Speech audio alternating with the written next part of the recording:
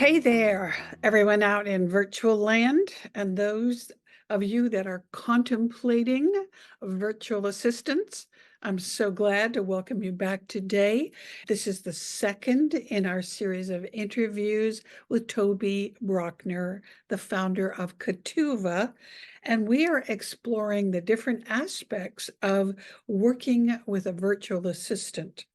I'm so happy that I have this opportunity to have a conversation with him and really uniquely examine the do's, don'ts, the whys, and why nots of having a virtual assistant. We're coming up with conversations that you may not even thought of yet. So I welcome you to stay tuned. If you haven't already, episode 101 kicks us off, and we'll explain a lot more about how I come to be in Tobe's orbit. Today, I hope that we will share with you some new insights and new perspectives. Specifically, we're going to talk about the process of finding, recruiting virtual assistants, not just any, but the right ones, and how we transition from finding the right people to matching them up with the right clients. Enjoy. And at the end, make sure you stay tuned because Tobe's sharing some great stuff. And I welcome you to share this episode with everybody in your orbit that maybe needs to know a little bit more about how life is better with virtual assistants.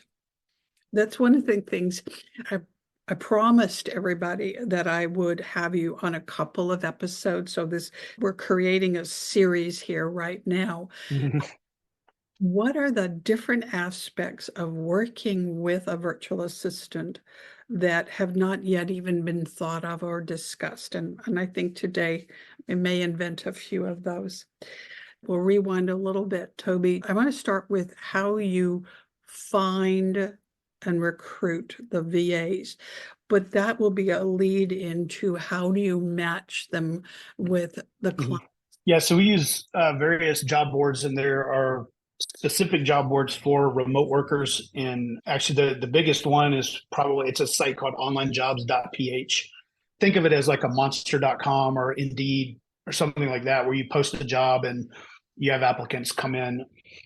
And a lot of people will say, "Hey, Tobe, why are you telling everybody where you get your VAs from?" And I'm like, well, because that's just step one of 80 of how you attract and vet the right type of candidates. I can answer that question by sharing a brief story. My first experience in hiring a VA, because I had been told about that website.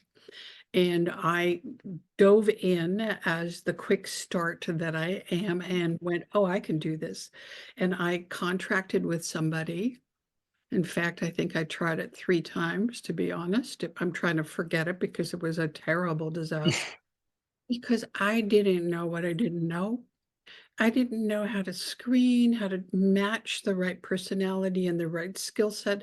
It wasn't anything wrong with them, the hires.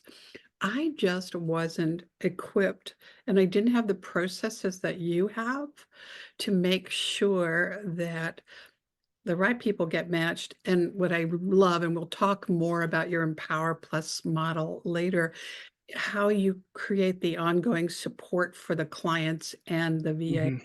It's tempting to go, oh, it's because I learned these techniques in school, or I read this management book and I became this genius. It wasn't any of that. It was just me being dumb for long enough to become smart about it. Quick anecdote. There was a guy that was doing a presentation once that I was watching, and he was talking about how he finally became upon success. And he was talking about all the failures that he had in the past. And he was showing examples of all of the things that he had tried and he had failed. He just failed so many times that he ran out of things to fail on.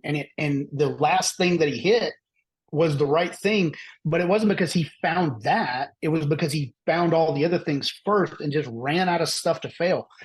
And so that's how I feel I stumbled on this process. It wasn't any real genius on my part. It was more just grit and determination and ambition to figure it out until I did.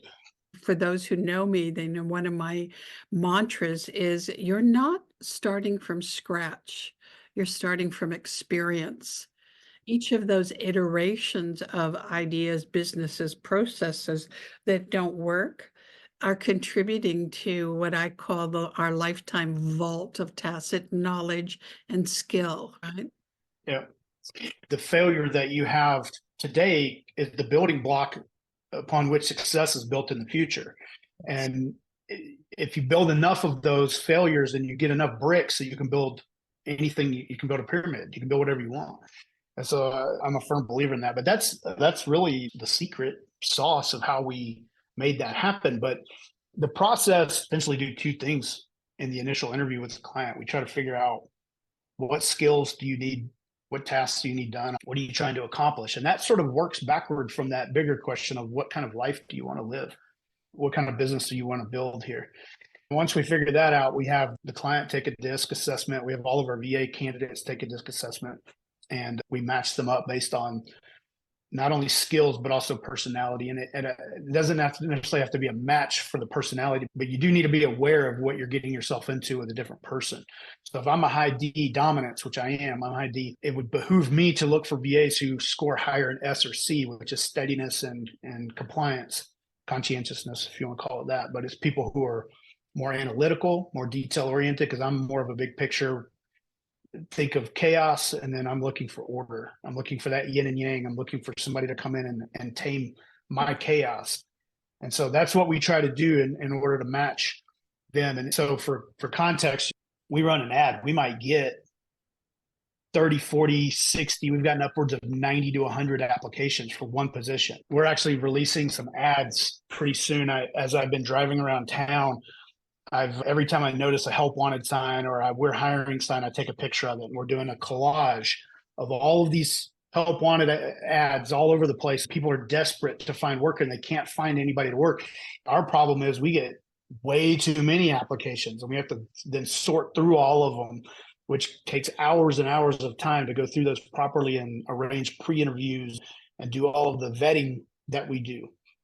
So that's step one behind the scenes of how we do it. I really was impressed with the opportunity you gave me with my first VA with you to interview multiple candidates that had been pre-screened and pre-qualified. Because there's nothing I liked least or less in my business life before, and that was weeding through applicants, screening out and reading between the lines of a creatively crafted resume, right?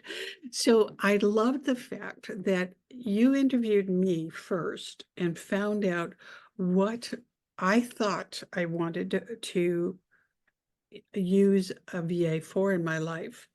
Then you opened up my aperture even more by providing me your handy dandy, I don't know, 300 plus suggestions for what a VA could do. And I went, circle, circle, oh, Yeah.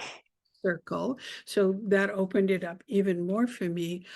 But then the icing on the cake was after you had screened the applicants against my personality, my disc, what I thought I needed somebody to do for me, then you gave me the opportunity to have an intimate virtual meeting with each of them and get to know their personalities a little bit. I love the fact that I could see their face and feel like I could have a conversation with them. I could hear their voice and go, yes, this is compatible. I'm a little hearing impaired, so I had to be conscious of somebody's dictation. And as we know, the ending of that story is pretty happy because that has been with me now coming up to a year, and it's been a good match. Yeah, that's a big piece of it, that whole vetting process, because when we do the interviews, as we cull from that initial big list, we cull the top 3. And so you're really getting the cream of the crop of the people who came down that vetting process. And one of the things that I'm big on in the vetting process, this is a kind of a pro tip for your listeners if they are trying to hire someone. One of the things that you definitely should do is give them a sample task to work on based on those skills that you're trying to test for. And so we do that internally. all the candidates, we have pre-interviews with them because we want to hear their English and we want to make sure that they show up on time and that they keep their commitments and those types of things.